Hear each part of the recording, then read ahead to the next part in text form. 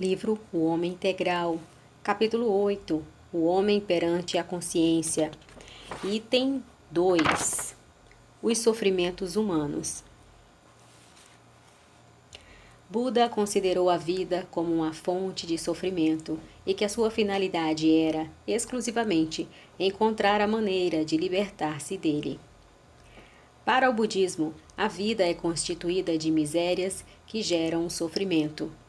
Por sua vez, o sofrimento é causado pelos desejos insatisfeitos ou pelas emoções perturbadoras, e o sofrimento deixará de existir se forem eliminados os desejos, sendo necessário, para tanto, uma conduta moderada e a entrega à meditação em torno das aspirações elevadas do ser. A fim de transmitir adequadamente suas lições, o príncipe Gautama utilizou-se de parábolas, conforme fez Jesus mais tarde. O fundamento essencial dos seus ensinos se encontra na lei do karma, graças à qual o homem é o construtor de sua desdita ou felicidade mediante o comportamento adotado no período da sua existência corporal. Em uma etapa, a aprendizagem equipa-o para a próxima, sendo que a soma das experiências e ações positivas anula aquelas que lhe constituem débito propiciador de sofrimento. O sofrimento se apresenta na criatura humana como uma enfermidade que necessita de tratamento conveniente, em que se invistam todos os valores ao alcance pela primazia de lograr-se o bem-estar e o equilíbrio fisiopsíquico. Deste modo, o sofrimento pode decorrer do desgaste orgânico ou mental, que é um processo degenerativo do instrumento material do homem. As doenças campeiam e a receptividade daqueles que se encontram incursos nos códigos da justiça divina sofrem-nas mediante as coartações danosas dos mecanismos genéticos ou por contaminação posterior, escassez alimentar, traumatismos físicos e psicológicos, num emaranhado de causas próximas decorrentes dos compromissos negativos do passado mais remoto. Noutro caso, o sofrimento resulta da transitoriedade da própria vida física e da fragilidade de todos os bens que proporcionam prazer por um momento, convertendo-se em razão de preocupação, de arrependimento, de amargura. A busca do prazer é inata e instintiva, e o homem se lhe aferra na condição de meta prioritária. Não raro, ao consegui-lo, frui da satisfação momentânea e, por insatisfação psicológica, propõe-se a prolongá-lo indefinidamente, sofrendo ante a impossibilidade de o manter, pelas alterações naturais que se derivam da impermanência de tudo, pela saturação e, finalmente, pela perda de objetivo após conseguido o anelo. Por fim, surge o sofrimento dos condicionamentos de ordem física e mental. Os hábitos arraigados constituem uma segunda natureza, com prevalência na conduta psicológica do homem.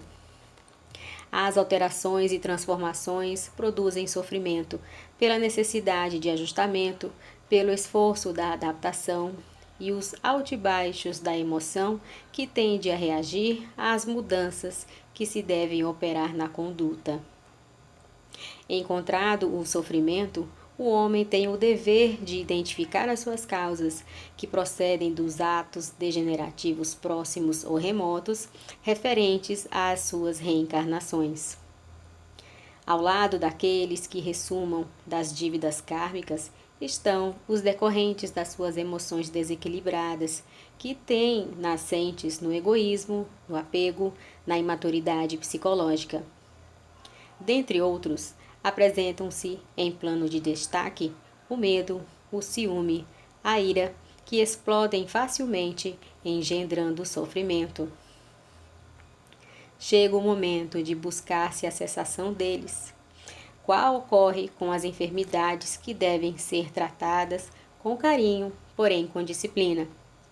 De um lado, é imprescindível ir às suas causas a fim de fazê-las parar, ao mesmo tempo evitar novos fatores desencadeantes.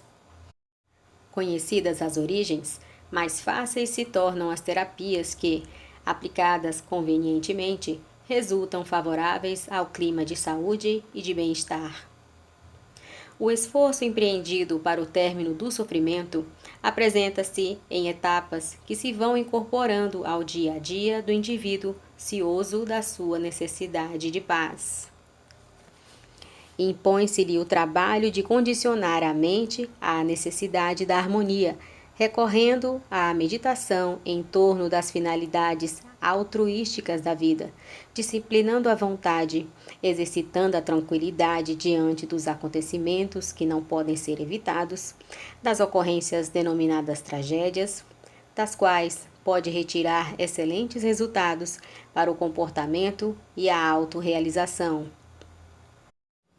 O processo da cessação do sofrimento dá-se ainda através do sofrimento que propicia satisfação pela certeza que advém de se estar liberando da sua áspera constrição. Enfrentar, portanto, o sofrimento sem válvulas psicológicas escapistas é uma atitude saudável, muito distante da distonia masoquista habitual. Também resulta de uma disposição consciente para o homem enfrentar-se desnudado, com uma visão otimista em torno do futuro por conquistar. Realmente, o sofrimento faz parte do mecanismo da evolução na Terra. Nos reinos vegetal e animal, ele se encontra na embrionária percepção das plantas, que sofrem as agressões e hostilidades do meio, as contaminações e processos degenerativos. Entre os animais, desde os menos expressivos até os mais avançados biologicamente, o sofrimento se manifesta na sensibilidade nervosa como forma de produzir novos e mais perfeitos biótipos em constante adaptação e harmonia das formas do psiquismo neles latente. A superação do sofrimento é, sem dúvida, o grave desafio da existência humana, que a todos cumpre conseguir.